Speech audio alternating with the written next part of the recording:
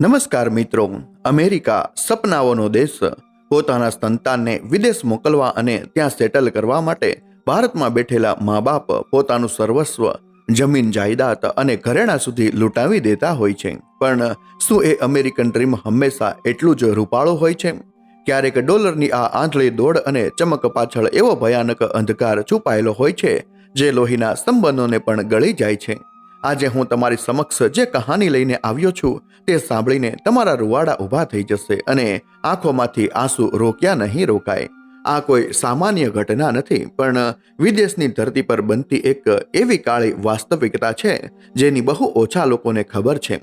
આ કહાની છે ધર્મજ ગામના એક આદર્શ પિતા દિનેશભાઈની, જેઓ પૂરા 15 વર્ષના લાંબા વિરહ પછી અનેક સપનાઓ આંખમાં આંજીને પોતાના લાડકવાયા દીકરા કરણને મળવા શિકાગો જાય છે.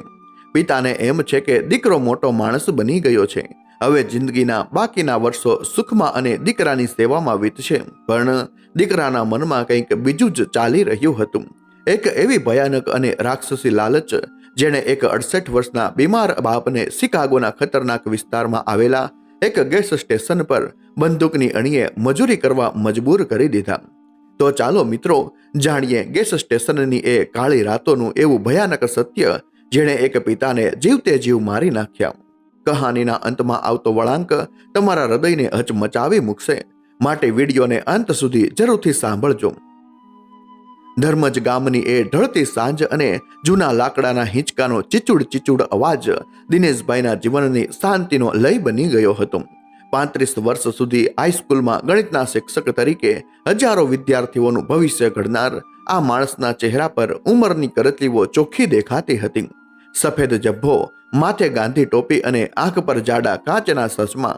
ડાયાબિટીસની બીમારીને કારણે તેમનું શરીર હવે થોડું લેવાઈ ગયું હતું.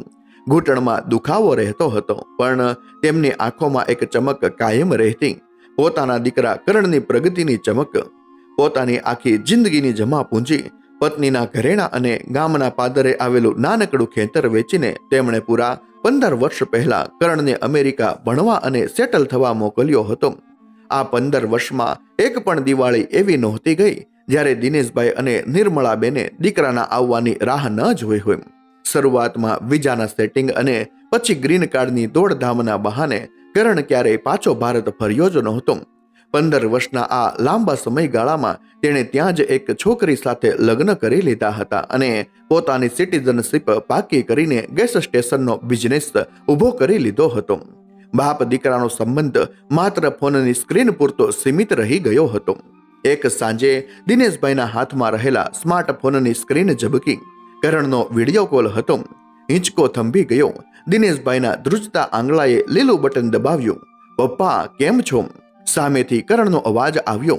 હું મજામાં છું બેટા, તું કેમ છે?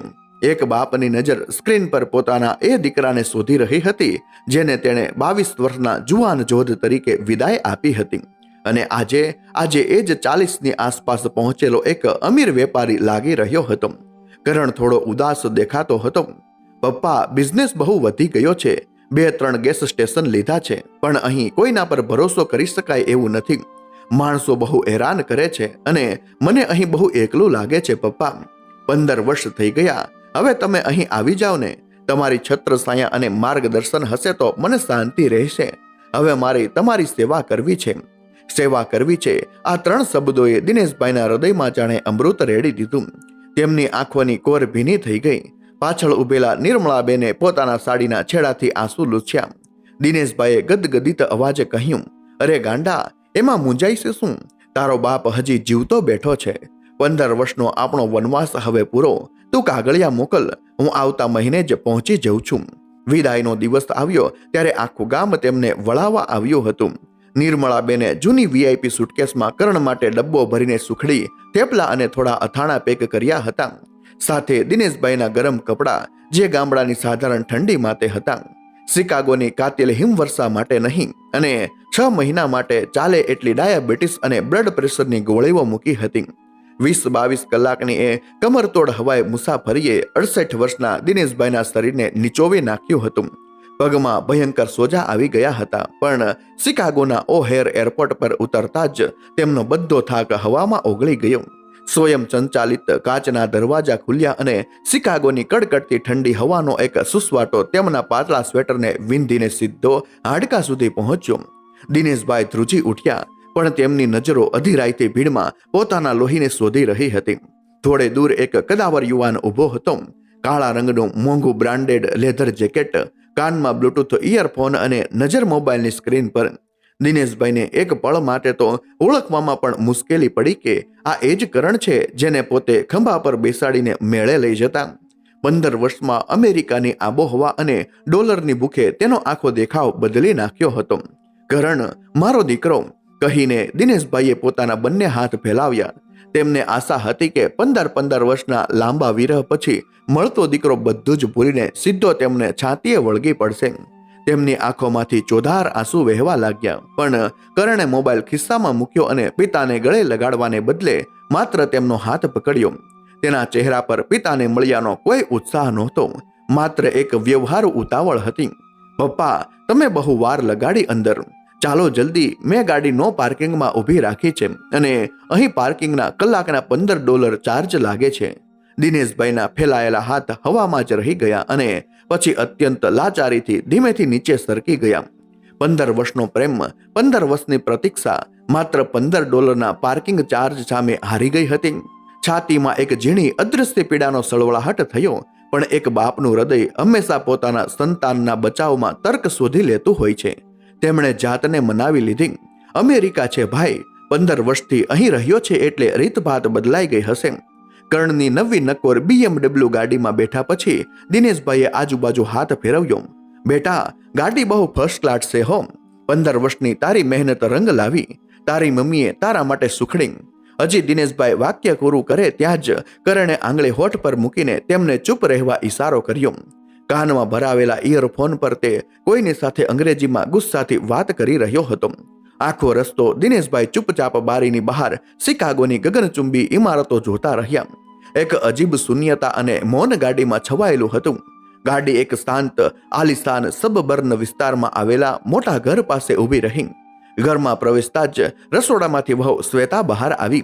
15 વર્ષ પહેલા પહેલીવાર પોતાના સસરાને રૂબરૂ જોતી વહુએ પગે લાગવાનું તો દૂર માત્ર એક કૃત્રિમ સ્મિત આપીને કહ્યું, હાય પપ્પા, જર્ની સારી રહીને, હું ઉપર મીટિંગમાં છું, પછી મળીએ. આટલું કહીને જતી રહી. દિનેશભાઈ ગેસ્ટ રૂમમાં જઈને હજી તો પોતાની જૂની સુટકેસ ખોલવા નીચે નમ્યા જ હતા ત્યાં કરણ રૂમમાં દાખલ થયો. પપ્પા, કરણે દરવાજો બંધ કરતા ધીમા અવાજે કહ્યું, શું છે બેટા, કઈ તકલીફ છે? દિનેશભાઈ તરત ઊભા થઈ ગયા. પપ્પા, એક બહુ મોટી મુસીબત આવી ગઈ છે. મારું ડાઉનટાઉન વાળું જે ગેસ સ્ટેશન છે ને, ત્યાંનો મારો નાઇટ શિફ્ટનો માણસ આજે જ નોકરી છોડીને જતો રહ્યો છે. જો આજે રાત્રે એ ગેસ સ્ટેશન બંધ રહે તો કંપની મને હજારો $ની પેનલ્ટી ફટકારશે. મારી પાસે બીજો કોઈ ભરોસાપાત્ર માણસ નથી. કરણે પિતાના ખંભા પર હાથ મૂક્યો. એ સ્પર્શમાં પ્રેમ ઓછો અને ગણતરી વધારે હતી.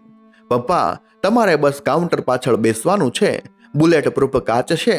તમે એકદમ સેફ છો. સવારે 6 વાગ્યે હું તમને પાછો લઈ જઈશ. પપ્પા, તમારા દીકરાની 15 વર્ષની મહેનત અને આબરૂનો સવાલ છે.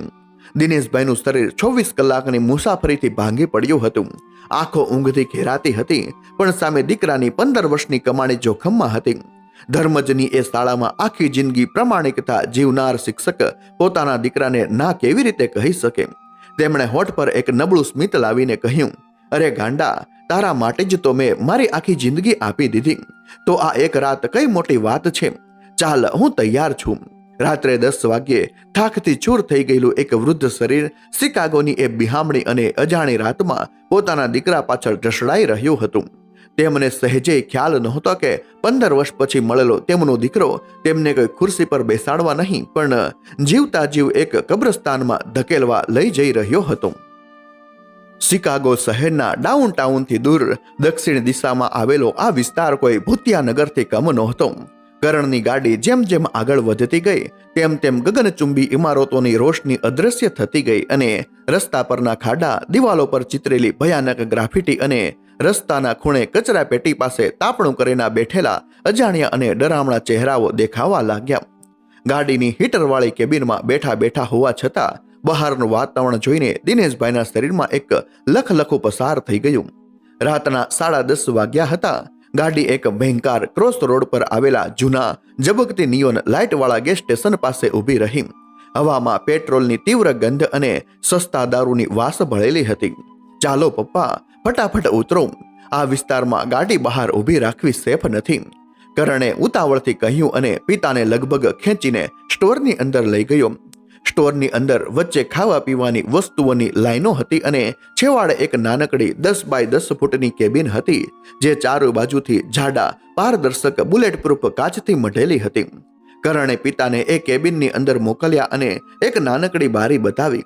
જો પપ્પા, આ સ્લાઇડિંગ બારીમાંથી જ પૈસા લેવાના, ગ્રાહક બહાર જ રહે છે અને આ નીચેનું બટન છે, કંઈ પણ થાય, ગમે તેટલો અવાજ આવે, અંદરનો આ મેઇન દરવાજો ખોલતા જ નહીં. હું સવારે 6 વાગ્યે આવીશ. દિનેશભાઈ હજી કંઈક પૂછવા જતા હતા કે મારે બાથરૂમ જવું હોય તો ક્યાં જવાનું, પણ તે પહેલા જ કરણ કેબિનનો દરવાજો બહારથી લોક કરીને કોઈ અજાણ્યા મજૂરને ગોંધી રાખ્યો હોય તેમ ઉતાવળા પગલે ગાડીમાં બેસીને અંધકારમાં ઓગળી ગયો. હવે દિનેશભાઈ સાવ એકલા હતા. એક નાનકડી કેબિન તેમને હવે રક્ષાત્મક કિલ્લાને બદલે શ્વાસ રૂંધાવી નાખતી કાચની પેટી જેવી લાગવા માંડી હતી. માથા પર ફરતો પંખો વિચિત્ર અવાજ કરતો હતો અને સામે રહેલા મોટા રેફ્રિજરેટરમાંથી આવતો અવાજ રાતની નીરવ શાંતિને વધુ ડરામણી બનાવતો હતો. બહાર તાપમાન -4 ડિગ્રી હતું. લાકડાના પાતળા ફ્લોરિંગમાંથી નીચેની જામી ગયેલી બરફની ઠંડક સીધી દિનેશભાઈના પગના તળિયાને વીંધી રહી હતી. 24 કલાકની મુસાફરીથી સૂજી ગયેલા પગ હવે વજન સહન કરી શકતા નહોતા. કાઉન્ટરની પાછળ કોઈ ખુરશી નહોતી. કરણે માત્ર એક ઊંચું સ્ટૂલ રાખ્યું હતું, જેના પર પૂરો ટેકો દઈને બેસી શકાતું નહોતું. 68 વર્ષના બીમાર પિતાને કરણે 10 કલાક ઊભા રહેવાની સજા આપી દીધી હતી. રાતના 12 વાગ્યા. દિનેશભાઈના પેટમાં ભૂખનો સખત ખાડો પડ્યો હતો. ડાયાબિટીસને કારણે હાથ ધ્રુજવા લાગ્યા હતા. તેમની બેગ ઘરમાં જ રહી ગઈ હતી, જેમાં નિર્મળાબેને આપેલી સુખડી હતી. તેમણે આજુબાજુ નજર કરી. સ્ટોરમાં ચિપ્સ અને બિસ્કિટના પેકેટ લટકતા હતા, પણ કરણે કડક સૂચના આપી હતી કે બધું ઇન્વેન્ટરીમાં ગણતરીમાં છે પપ્પા, કોઈ પણ વસ્તુ કાઢતા નહીં, નહીતર મારે હિસાબમાં ગરબડ થશે. એક અબજપતિ દેશમાં હજારો ડોલર કમાતા દીકરાના સ્ટોરમાં ઉભેલો બાપ આજે પોતાના જ દીકરાના ડરથી 5 સેન્ટનું બિસ્કિટ ખાતા પણ ડરી રહ્યો હતો. તેમણે માત્ર પોતાની થેલીમાંથી પાણીની બોટલ કાઢીને 2 ઘૂંટણા પીધા. અચાનક બહારથી એક જોરદાર અવાજ આવ્યો. કચરા પેટીને કોઈએ લાત મારીને ઊંધી વાળી દીધી હતી. એક કદાવર 6 ફૂટ ઊંચો, ફાટેલા કાળા જેકેટ અને ગળામાં જાડી ચેન પહેરેલો શખ્સ લથડિયા ખાતો કાચની કેબિન પાસે આવ્યો. તેની આંખો નશાથી લાલગુમ હતી અને ચહેરા પર ભયાનક નિશાન હતા. તેણે કાચ પર જોરથી મુક્કો માર્યો. એ ઓલ્ડ મેન, મારે સિગરેટ જોઈએ છે, દરવાજો ખોલ. દિનેશભાઈના હૃદયના ધબકારા એકદમ વધી ગયા. શ્વાસ ગળામાં ડૂચો બનીને અટકી ગયો. ધર્મજની ચાળામાં ક્યારે ઊંચા અવાજે વાત ન કરનાર શિક્ષક આજે એક અજાણ્યા દેશના નશાખોરની ગાળોનો સામનો કરી રહ્યો હતો. તેમણે ધ્રુજતા હાથે પેલી નાની સ્લાઇડિંગ બારી થોડીક જ ખોલી. નો ઓપન પ્લીઝ ફ્રોમ હિયર. પેલો શખ્સ વધુ ઉશ્કેરાયો. તેણે કાચ પર 2-3 લાતો મારી. You dumb fuck, give it to me. તેણે બારીમાંથી હાથ અંદર નાખવાનો પ્રયાસ કર્યો. દિનેશભાઈએ તરત જ બારી બંધ કરી દીધી. પેલો માણસ કાચ પર ગંદી ગાળો બોલતો, થૂંકતો અને ધમકી આપતો 10 મિનિટ સુધી ત્યાં જ ઊભો રહ્યો અને પછી બબડતો અંધારામાં ગાયબ થઈ ગયો. દિનેશભાઈ પરસેવે રેબજેબ થઈ ગયા હતા. શિયાળાની કાતિલ ઠંડીમાં પણ તેમના કપાળ પર પરસેવાના ટીપા બાજી ગયા હતા. તેમણે દિવાલનો ટેકો લીધો અને જમીન પર બેસી પડ્યા. રાતના 2:30 વાગ્યા. ડાયાબિટીસની સીધી અસર મૂત્રાશય પર થઈ રહી હતી. દિનેશભાઈને અત્યંત તીવ્ર પેશાબની હાજત થઈ હતી. તેમણે કેબિનમાં ચારે બાજુ જોયું, ક્યાંય ચોસાલય નહોતું. શૌચાલય સ્ટોરના પાછળના ભાગમાં હતું, જેના માટે આ કેબિનનો દરવાજો ખોલીને બહાર જવું પડે તેમ હતું. પણ દરવાજો તો બહારથી કરણે લોક કર્યો હતો. દિનેશભાઈએ કાંપતા આંગળાથી ખિસ્સામાંથી ફોન કાઢ્યો અને કરણને ફોન લગાવ્યો. પહેલી રિંગ, બીજી રિંગ, ફોન કપાઈ ગયો. તેમણે ફરી લગાવ્યો. 10મી વખત ફોન લગાવ્યા પછી સામેથી કરણનો અત્યંત ચીડાયેલો અવાજ આવ્યો. પપ્પા, શું છે? હું માંડ સૂતો છું. શું કોઈ કસ્ટમર આવ્યો છે? ના બેટા, કસ્ટમર નથી, પણ મને બહુ જ પેશાબ લાગી છે બેટા. મારા પેટમાં સખત દુખાવો ઉપડ્યો છે. આ કેબિનનો દરવાજો ક્યાંથી ખુલશે? મને જરા બાથરૂમ જઈ આવવા દે ને. દિનેશભાઈનો અવાજ કરગરતો અને પીડાથી ભરેલો હતો. શું પપ્પા, તમે પણ? મેં તમને કહ્યું હતું ને કે દરવાજો ના ખોલતા. જો તમે એ લોક ખોલીને પાછળ જશો અને કોઈ ગ્રાહક આવી ગયો તો, અને જો પાછળથી કોઈ સ્ટોરમાં ઘૂસી ગયું તો મારો $1000નો માલ ચોરાઈ જશે. એરિયા બહુ ખરાબ છે. તમે મોટા છો, થોડી વાર કંટ્રોલ કરી લો. સવારે 6 વાગ્યે હું આવીશ ત્યારે જજો. કરણે સાવ ભાવહીન અવાજે કહી દીધું. બેટા, મારાથી કંટ્રોલ નથી થતો. મારી કિડનીમાં દુખાવો થાય છે. બેટા પ્લીઝ કોકને મોકલ અહીં. દિનેશભાઈ લગભગ રડી પડ્યા હતા. પપ્પા, અહીં કોઈ મારું નોકર નથી બેઠું કે રાત્રે 2 વાગ્યે તમારી પાછળ આવે. તમારે એડજસ્ટ કરવું પડશે. હવે ફોન મૂકો, મારી ઊંઘ બગડે છે, કહીને કરણે સીધો ફોન કાપી નાખ્યો. ફોન કપાઈ જવાનો આવતો એ અવાજ દિનેશભાઈના અસ્તિત્વના કટકે કટકા કરી રહ્યો હતો. પેડુના ભાગમાં અસહ્ય પીડા ઉપડી હતી. તેમની આંખોમાંથી દળદળ આંસુ વહી રહ્યા હતા. જે દીકરો નાનપણમાં પથારીમાં પેશાબ કરી દેતો તો પોતે આખી રાત તેને સૂકા ભાગમાં સુવડાવીને ભીનામાં સૂતા હતા, એ દીકરાને આજે પોતાના બાપની આ લાચારી પર જરાય દયા નહોતી આવતી. દિનેશભાઈથી હવે સહન નહોતું થતું. તેઓ ઊભા પણ નહોતા રહી શકતા. તેમણે કેબિનના એક અંધારા ખૂણામાં એક ખાલી પડેલી પ્લાસ્ટિકની ડોલ જોઈ, જેમાં કચરો અને ફાટેલા કાગળો પડ્યા હતા. એક 68 વર્ષનો શિક્ષક, જેની આખી જિંદગી એક ગરિમા અને સન્માન સાથે વીતી હતી, તેને આજે પોતાના જ દીકરાના પૈસા બચાવવા માટે કાચની એ પારદર્શક કેબિનમાં કચરાની ડોલમાં પોતાની હાજત પૂરી કરવા મજબૂર થવું પડ્યું. જ્યારે તેઓ એ ડોલ પાસે નમ્યા ત્યારે તેમના આત્માએ જાણે ચીસ પાડી દીધી. તેમની ધોતી ભીની થઈ ગઈ હતી. આખું શરીર શરમ, અપમાન અને લાચારીથી થરથર કાપી રહ્યું હતું. ભગવાન, આના કરતા તો તે મને ધર્મ જ માં જ ઉપાડી લીધો હોત. તેમના મોઢામાંથી એક ડૂસકું નીકળી ગયું. રાતના 3:45 થયા હતા. શારીરિક થાક અને માનસિક આઘાતે દિનેશભાઈને અડધા મૃત સ્માન કરી દીધા હતા. તેઓ જમીન પર એ ડોલથી થોડે દૂર 2 ઘૂંટણ વચ્ચે માથું નાખીને બેઠા હતા. બધું જ શાંત હતું, પણ આ શાંતિ કોઈ ભયાનક વાવાઝોડા પહેલાની હતી. અચાનક પાછળના સ્ટોરેજ રૂમ તરફથી એક ધબકાર સંભળાયો, જાણે કોઈએ લોખંડના દરવાજા પર કંઈક ભારે વસ્તુ પછાડી હોય. દિનેશભાઈએ ચમકીને માથું ઊંચું કર્યું.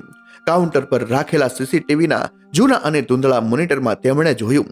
પાછળની ગલીમાં 2 કાળા પડછાયા ઊભા હતા. તેમના મોં પર કાળા માસ્ક હતા અને એકના હાથમાં કોઈ લાંબો અને ચળકતો લોખંડનો સળિયો હતો. તેઓ પાછળનો દરવાજો તોડવાનો પ્રયાસ કરી રહ્યા હતા. આ જોઈને દિનેશભાઈના નસોમાં લોહી થીજી ગયું. તેમણે ફરી કરણનો નંબર ડાયલ કરવા માટે ફોન હાથમાં લીધો, પણ એ જ વખતે પાછળના દરવાજાનો લોક એક ભયંકર કડાકા સાથે તૂટવાનો અવાજ આખા ગેસ સ્ટેશનમાં ગુંજી ઉઠ્યો. લૂંટારુઓ અંદર ઘૂસી ચૂક્યા હતા. પાછળના લોખંડી દરવાજાનો કડાકો એટલો ભયાનક હતો કે દિનેશભાઈના હાથમાંથી ફોન છટકીને જમીન પર પડી ગયો.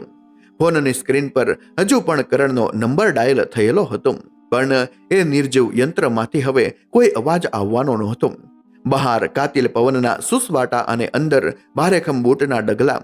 લાકડાના ફ્લોર પર પડતું દરેક પગલું દિનેશભાઈની છાતી પર હથોડાની જેમ વાગતું હતું. કાઉન્ટરની નીચે પોતાના જ મૂત્રની દુર્ગંધવાળી પેલી કચરાની ડોલ પાસે 68 વર્ષનો એક આબરૂદાર બાપ પોતાના ઘૂંટણમાં માથું છુપાવીને થરથર કાંપી રહ્યો હતો. ડાયાબિટીસને લીધે તેમનું ગળું સાવ સુકાઈ ગયું હતું. જીભ તાળવે ચોટી ગઈ હતી. આંખો ફાટી ગઈ હતી અને શ્વાસ એટલો ઝડપી થઈ ગયો હતો કે જાણે હૃદય પાંસલેવો તોડીને બહાર કૂદી પડશે. બહારના સ્ટોરમાં તોડફોડ શરૂ થઈ ગઈ હતી.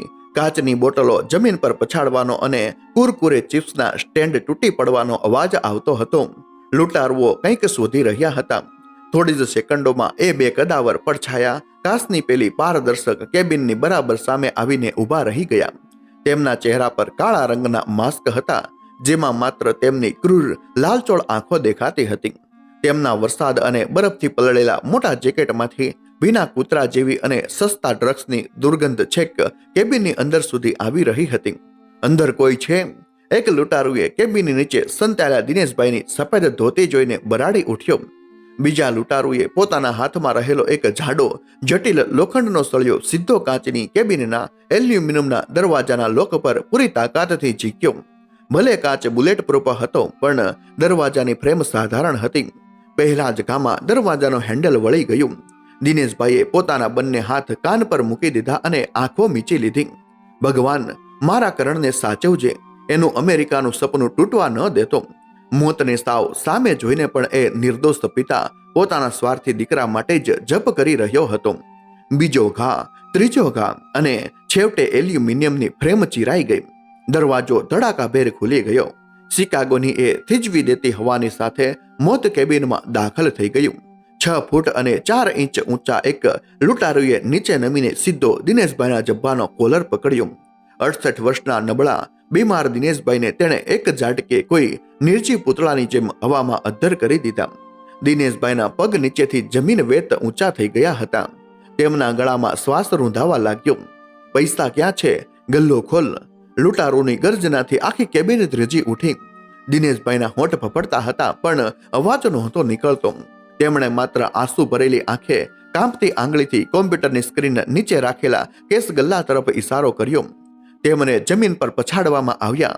તેમના ઘૂંટણ સીધા ટાઇલ્સ પર અફળાયા, જેમાંથી કસકસતી પીડા ઉપડી. ત્યાં જ બીજા લૂંટોરુએ પોતાના લેધરના જેકેટમાંથી એક ભારે કાળા રંગની પિસ્તોલ બહાર કાઢી. તેણે બંદૂકનો સેફ્ટી કેચ હટાવ્યો.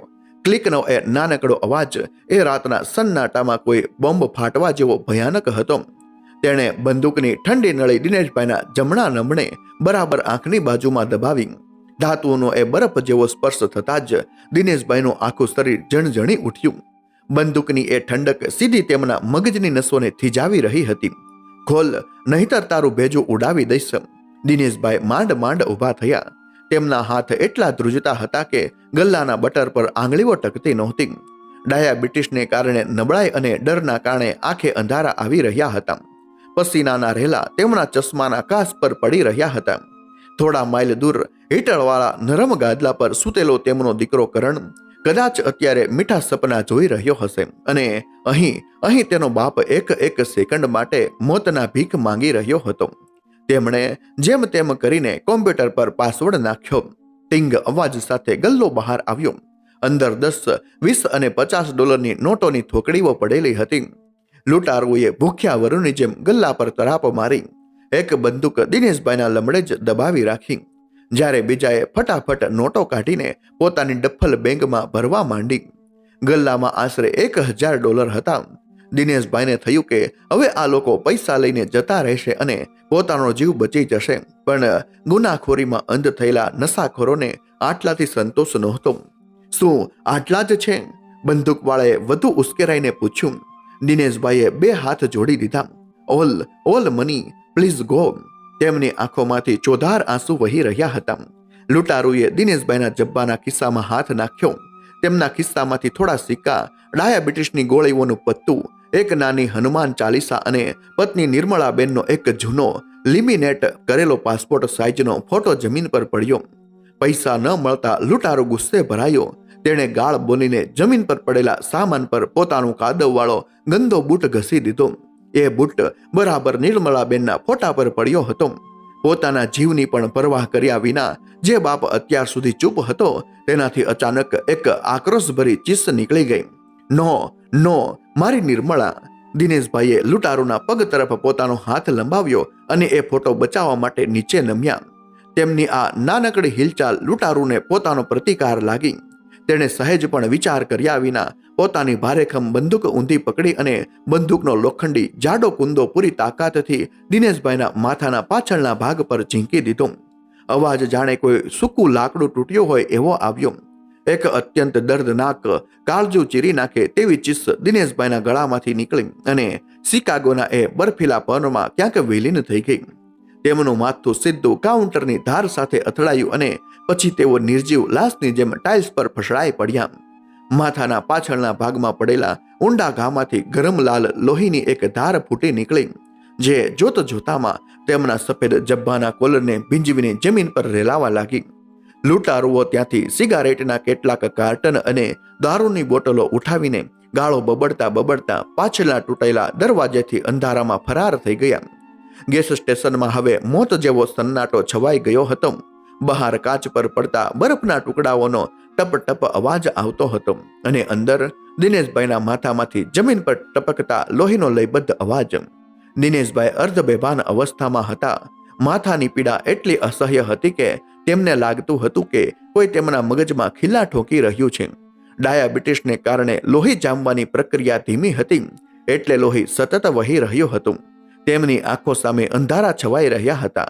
તેમણે પોતાના ધ્રુજતા લોહીવાળા હાથથી જમીન પર પડેલો નિર્મળાબેનનો એ કચડાયેલો ફોટો ઉઠાવ્યો અને પોતાની છાતી સરસો ચાંપી દીધો. તેમની બંધ થતી આંખો સામે અત્યારે માત્ર એક જ આશા તરવરી રહી હતી. કરણ, મારો દીકરો, એ સવારે આવશે, એ મને આ હાલતમાં જોશે એટલે રડી પડશે, એ મને હોસ્પિટલ લઈ જશે. બાપની મમતા હજુ પણ દીકરાના ભ્રમમાં જીવી રહી હતી. ઘડિયાળના કાંટા ધીમે ધીમે આગળ વધી રહ્યા હતા. રાતના 4 વાગ્યા, 4:30, 5. ઠંડી લાદી પર પડેલા દિનેશભાઈનું શરીર ધીમે ધીમે થીજી રહ્યું હતું. પણ સવારે જ્યારે કરણ આવશે ત્યારે જે પ્રતિક્રિયા આપવાનો હતો તે આ શિકાગોની ઠંડી કરતા પણ લાખો ગણી વધારે થીજવી દે તેવી અને ભયાનક હોવાની હતી. શિકાગોના આકાશમાં ધીમે ધીમે રાખોડી ઉજાસ પથરાઈ રહ્યો હતો. બહાર બરફ વર્ષા હવે થંભી ગઈ હતી, પણ રાતની ભયાનકતા હજુય એ ગેસ સ્ટેશનની હવામાં જામી ગઈ હતી. કેબિનની અંદર અત્યંત ઠંડી લાદી પર દિનેશભાઈનું શરીર લગભગ અડધું થીજી ગયું હતું. માથામાંથી વહેલું લોહી હવે ફ્લોર પર કાળાશ પડતા લાલ રંગના એક મોટા ધબ્બામાં ફેરવાઈ ગયું હતું અને તેમના સફેદ જબ્બા સાથે ચોંટી ગયું હતું. છેલ્લા 3 કલાકથી તેઓ એ જ અર્ધબેભાન અવસ્થામાં પડ્યા હતા. ડાયાબિટીસને કારણે શરીરમાં સુગર લેવલ સાવ ઘટી ગયું હતું. આંખો પરાણે મીચાઈ રહી હતી, પણ કાન સતત બહાર રસ્તા પરથી પસાર થતી ગાડીઓના ટાયરનો અવાજ સાંભળી રહ્યા હતા. મારો દીકરો આવશે, એ હમણાં જ આવશે, એ આશાના તાતણે એક બાપનો જીવ ટકી રહ્યો હતો. બરાબર 6:15 વાગ્યે બહાર એક પરિચિત ગાડીનો અવાજ આવ્યો. કરણની ચમકતી BMW ગાડી પાર્કિંગમાં આવીને ઊભી રહી. દિનેશભાઈના થીજી ગયેલા શરીરમાં જાણે વીજળી દોડી ગઈ. તેમણે અત્યંત પીડા સાથે કાઉન્ટરનો ટેકો લઈને પોતાની જાતને અડધી ઊભી કરી. આંખો પર જામી ગયેલા લોહીના પોપડાને કારણે બધું ધૂંધળું દેખાતું હતું. ગાડીનો દરવાજો ખુલ્યો. કરણ બહાર આવ્યો. તેણે મોંઘું બ્રાન્ડેડ જેકેટ પહેર્યું હતું અને તેના એક હાથમાં સ્ટારબક્સની ગરમાગરમ કોફીનો મગ હતો, જેમાંથી વરાળ નીકળી રહી હતી. તેની ચાલમાં રાતની મીઠી ઊંઘની તાજગી હતી, પણ જ્યારે તેની નજર પાછળના તૂટેલા દરવાજા અને વેરવિખેર પડેલા સામાન પર પડી ત્યારે તેના હાથમાંથી કોફીનો મગ જમીન પર છૂટી ગયો. તેના ચહેરા પર ગભરાહટ છવાઈ ગઈ. તે દોડતો દોડતો અંદર આવ્યો. ટીંગ અવાજ સાથે સ્ટોરનો મેન દરવાજો ખુલ્યો. કરણ, બેઠા. કાઉન્ટરની પાછળથી દિનેશભાઈના સુકાયેલા ગળામાંથી એક અત્યંત ક્ષીણ અવાજ નીકળ્યો. કરણે એ અવાજ સાંભળ્યો. તે ઝડપથી કેબિન તરફ આવ્યો. તૂટેલો દરવાજો અને જમીન પર લોહીનું ખાબોચિયું જોઈને કોઈ પણ સામાન્ય માણસ હચમચી જાય, પણ કરણની નજર સૌથી પહેલા લોહી લુહાણ પિતા પર નહીં, પણ ખુલ્લા પડેલા અને ખાલીખમ ગલ્લા પર ગઈ. દિનેશભાઈએ પોતાના બંને ધ્રુજતા હાથ દીકરા તરફ લંબાવ્યા. તેમને ખાતરી હતી કે કરણ હમણાં બૂમાબૂમ કરી મૂકશે, તેમને છાતીએ વળગાડશે, એમ્બ્યુલન્સને ફોન કરશે અને પોતાના બાપની આ હાલત જોઈને ધ્રુસકે ધ્રુસકે રડી પડશે. પણ કરણ એ કાઉન્ટર પાસે આવ્યો અને તેણે જે પહેલું વાક્ય ઉચ્ચાર્યું તેણે દિનેશભાઈના કાનમાં સીધું ગરમ શીશુ રેડી દીધું. પપ્પા, આ ગલ્લો કેમ ખાલી છે? પૈસા ક્યાં ગયા? કરણનો અવાજ ચિંતાનો નહીં પણ ભયંકર ગુસ્સાનો હતો. દિનેશભાઈના લંબાયેલા હાથ હવામાં જ થીજી ગયા.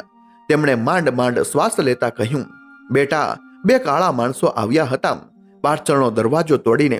બંદૂક, મારા માથા પર બંદૂક મૂકી હતી. મેં તને બહુ ફોન કર્યા બેટા, કોઈ નહોતું, મને બહુ માર્યો. બોલતા બોલતા દિનેશભાઈ રડી પડ્યા. એમના આંસુ લોહી સાથે ભળીને ગાલ પર વહી રહ્યા હતા, પણ કર્ણના ચહેરા પર દયાનો એક છાંટો નહોતો. તે જમીન પર પડેલા સામાનને લાત મારતો બરાડ્યો. તો એટલે તમે મારો આખો ગલ્લો ખોલીને આપી દીધો? $1000 હતા એમાં. તમને ખબર છે $1000 કમાતા કેટલી રાતો જાગવું પડે છે? અરે, પાછળનો દરવાજો તૂટ્યો તો તમે સંતાઈ કેમ ના ગયા? બેટા, એ લોકો બંદૂક લઈને અંદર ઘૂસી આવ્યા હતા.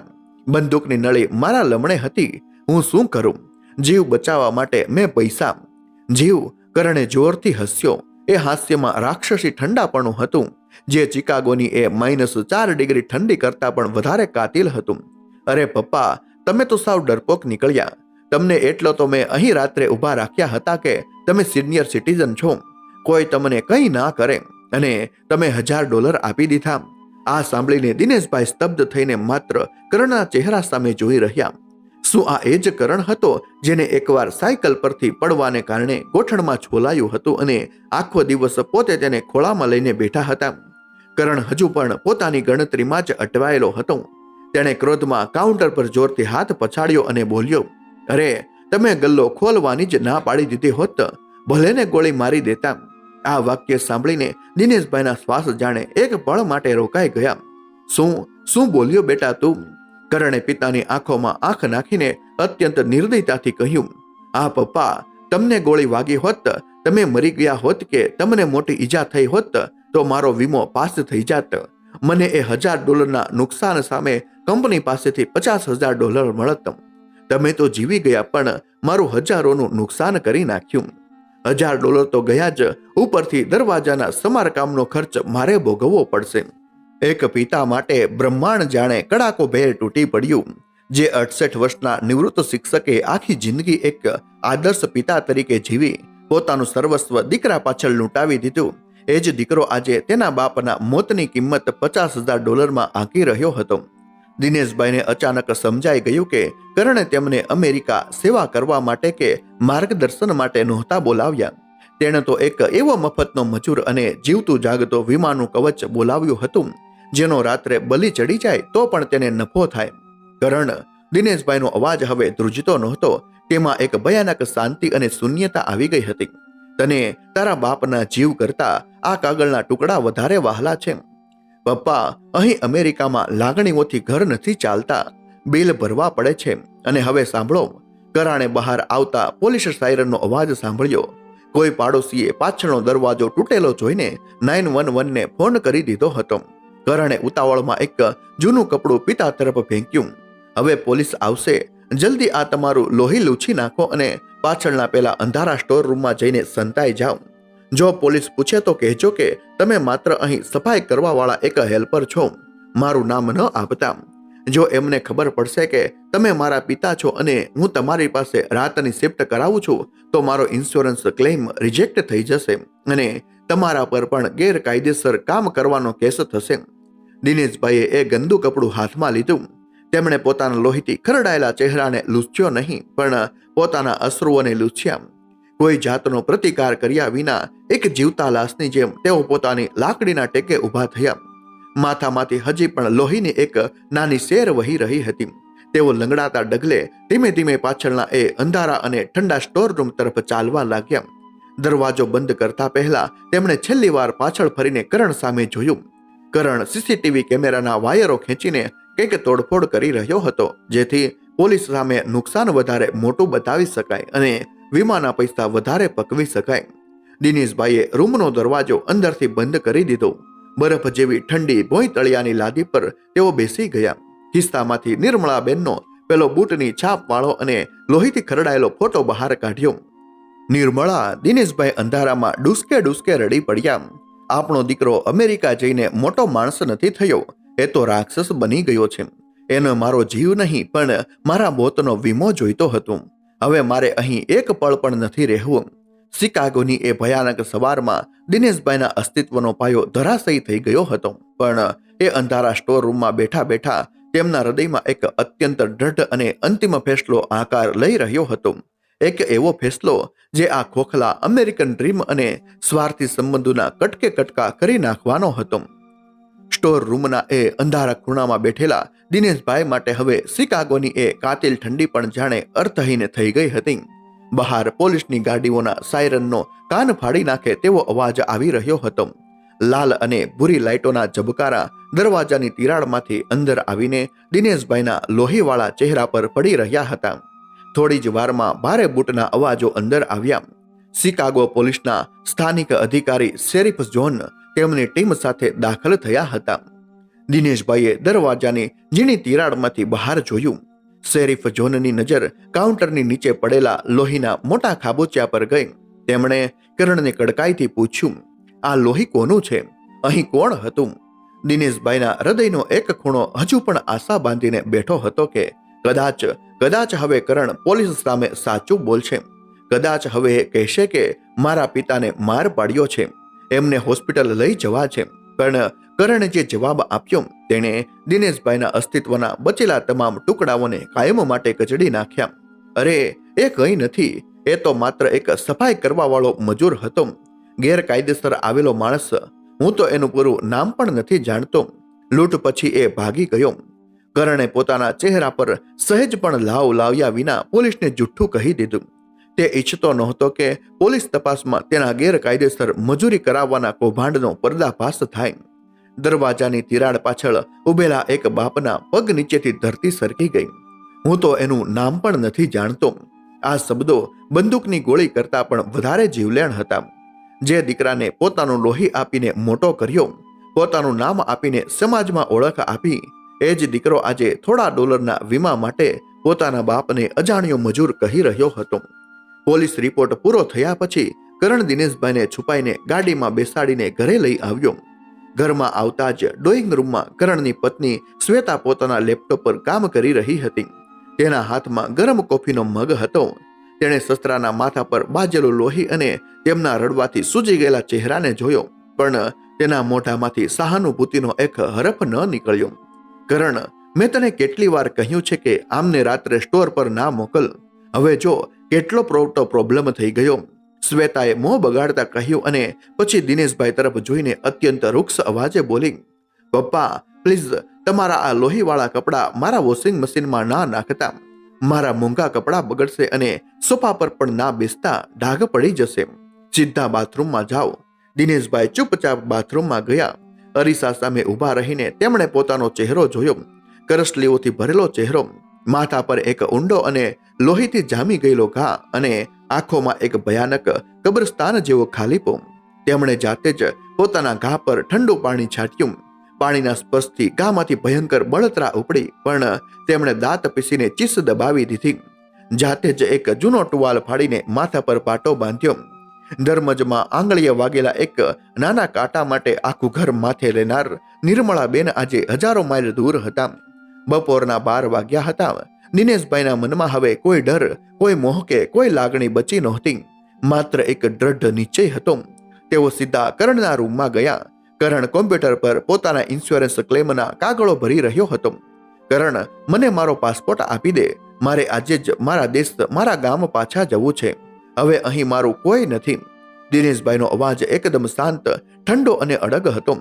કરણે લેપટોપમાંથી નજર હટાવ્યા વિના જ કઠોરતાથી કહ્યું, પાસપોર્ટ મારી પાસે સેફમાં લોક છે અને તમને અત્યારે હું પાછા નહીં જવા દઉં.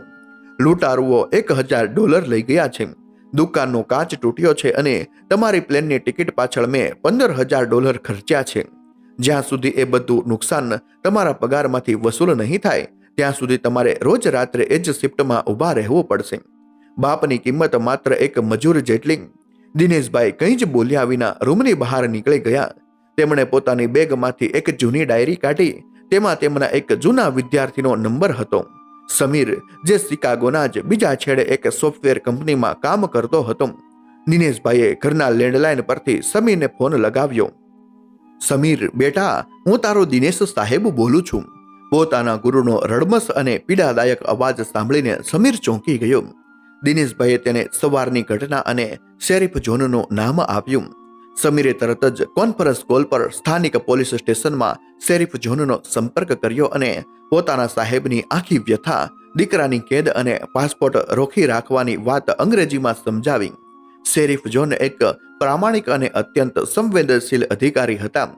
સવારે ગેસ સ્ટેશન પર કરણની આંખોની ચાલાકી જોઈને તેમને પહેલેથી જ શંકા તો ગઈ હતી. તેઓ તરત જ એક ટ્રાન્સલેટર અને વોરંટ સાથે કરણના ઘરે આવી પહોંચ્યા.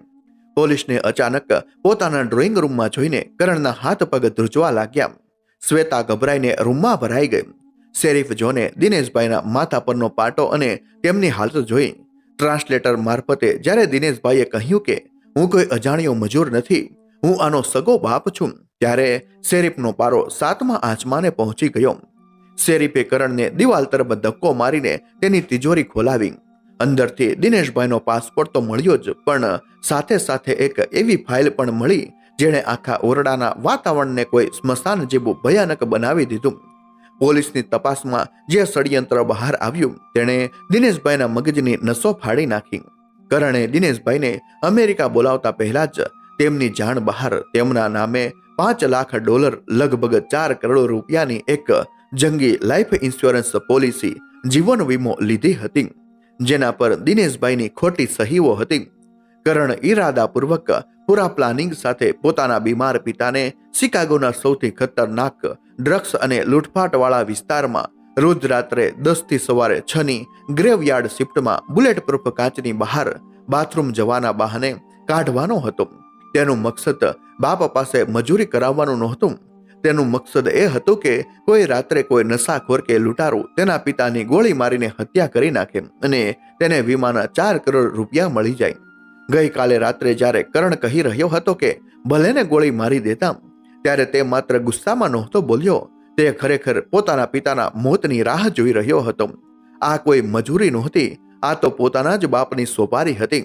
આ હકીકત સાંભળીને દિનેશભાઈ લાકડાના ફ્લોર પર ફસડાઈ પડ્યા. તેમની આંખોમાંથી વહેતા આંસુ હવે કાયમ માટે સુકાઈ ગયા હતા. જે દીકરા માટે પોતે આખી જિંદગી કાળી મજૂરી કરી, પોતાના મોંનો કોળિયો કાઢીને તેને ખવડાવ્યું, જમીન વેચીને અમેરિકા મોકલ્યો, એ જ દીકરો 4 કરોડ રૂપિયા માટે બાપની લાશ વેચવા તૈયાર હતો. શેરીફ જોને તરત જ કરણના હાથ પાછળ ખેંચીને હથકડી પહેરાવી દીધી. ક્લિક ક્લિક હથકડીનો એ અવાજ ઘરમાં ગુંજી ઉઠ્યો. વીમા કૌભાંડ, બનાવટી સહી અને વૃદ્ધ પિતાની હત્યાના ષડયંત્રના અત્યંત ગંભીર આરોપસર કરણની ધરપકડ કરવામાં આવી. હવે કરણનો તમામ રૂઆબ અને ઘમંડ ઓગળી ગયો હતો. તેને સામે અમેરિકાની અંધારી જેલ દેખાવા લાગી. તે રડતો રડતો પિતાના પગમાં પડી ગયો. પપ્પા, પપ્પા, મને બચાવી લો. મેં પૈસાની લાલચમાં ભૂલ કરી નાખી. પપ્પા, પ્લીઝ સાહેબને કહો કે મેં આવું કંઈ નથી કર્યું. હું તમારો દીકરો છું પપ્પા. હું જેલમાં મરી જઈશ પપ્પા. કરણ જમીન પર માથું પછાડવા લાગ્યો. દિનેશભાઈ ધીમેથી ઊભા થયા અને કરણની નજીક ગયા. તેમણે કરણના માથા પર હાથ મૂક્યો, પણ દૂરથી જ 2 હાથ જોડી દીધા. તેમનો અવાજ રડતો નહોતો, તેમાં કોઈ આક્રોશ પણ નહોતો, માત્ર એવી ભયાનક શૂન્યતા હતી જે માણસના મર્યા પછી જ આવે. કરણ, આજે સવારે જ તે કહ્યું હતું ને કે he is just a helper, I don't know his name. તે સાચું જ કહ્યું હતું બેટા. એક બાપ તો ગઈકાલે રાત્રે જ મરી ગયો છે, બંદૂકની ગોળીથી નહીં, તારી ઇન્સ્યોરન્સ પોલિસીથી. હવે તું તારું અમેરિકા સાચવ, હું મારો દેશ સાચવીશ. દિનેશભાઈ પાછા ફર્યા.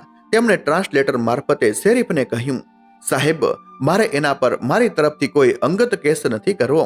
તમારા દેશનો કાયદો જે કરે તે ભલે કરે, પણ એક બાપ થઈને હું મારા જ દીકરાની બરબાદીના કાગળ પર સહી નહીં કરી શકું. તમે બસ મને મારો પાસપોર્ટ આપી દો અને મને મારા ગામ જવાની ટિકિટ કરાવી આપો. શેરીફ જોનની આંખો પણ આ વૃદ્ધની ખાનદાની સંસ્કાર અને કરુણતા જોઈને ભીની થઈ ગઈ. તેમણે સન્માનપૂર્વક દિનેશભાઈને સલામ કરી. 2 દિવસ પછી શિકાગો ઓહેર એરપોર્ટ પર એ જ દિનેશભાઈ ઊભા હતા. પણ આ વખતે તેમને લેવા માટે કોઈ લક્ઝરી ગાડી નહોતી અને વળાવવા માટે કોઈ દીકરો નહોતો. તેમના એક હાથમાં લાકડી હતી, માથા પર પાટો હતો અને બીજા હાથમાં પત્ની નિર્મળાનો એ જ લોહી અને બૂટના ડાઘવાળો ફોટો હતો. વિમાન આકાશમાં ઉડ્યું.